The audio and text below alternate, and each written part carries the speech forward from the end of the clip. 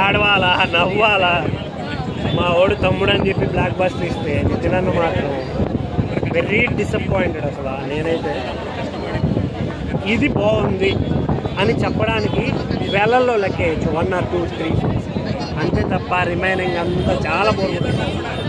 థియేటర్లో కూర్చున్నోడు ప్రతి ఓడు పంచులు వేసుకోవడానికి సరిపోయింది. అరే ఇది ఇలా కూడా చేయొచ్చా అన్నట్టుంది సినిమా. స్టోరీ లైన్ చాలా సింపుల్. అక్క కోసం తమ్ముడు చేసే ఫైట్స్, రిమైనింగ్ అక్క కోసం ఏం చేయాలో ఆ తమ్ముడు అక్క ప్రేమ మళ్ళీ ఆ ప్రేమను పొందడానికి తమ్ముడు చేసే పోరాటం ఇది. సినిమా అయితే నాకైతే అస్సలు నచ్చలేదు. 1 or 2 సీన్స్ తప్ప రిమైనింగ్ ఏది నచ్చలేదు నాకైతే. దాంట్లో చేసిన క్యారెక్టర్స్ కూడా లయ గారు క్యారెక్టర్, నితిన్ గారు ఆబ్వియస్గా హీరో కాబట్టి క్యారెక్టర్ బాగా చేశారు. వర్ష క్యారెక్టర్ కావచ్చు అండ్ వీటన్నిటిని డామినేట్ చేసే ఒక క్యారెక్టర్ ఉంది రత్న అని. వేరే లెవెల్. గుర్రం మీద వస్తుంటే అసలు ఫిదా అయిపోయాను నేనైతే.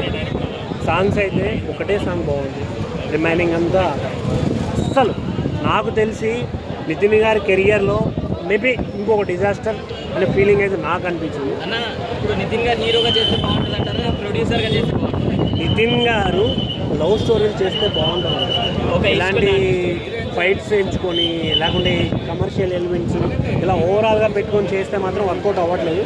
మేబీ మళ్ళీ మంచి లవ్ స్టోరీతో రావాలని నేనైతే కోరుకుంటున్నాను. సెంటిమెంట్ వర్కౌట్ అవ్వలేదన్నా? సెంటిమెంట్ అంతకేం లేదన్న, అది వర్కౌట్ అయ్యే అంతేం లేదు. లాస్ట్లో కొంచెం ఉన్నా కూడా అది పనికిరాదు. కనీసం పెట్టుకోండి, మళ్ళీ తిప్పుకోకండి. వెరీ గుడ్, అది బెటర్ పని. యాంకర్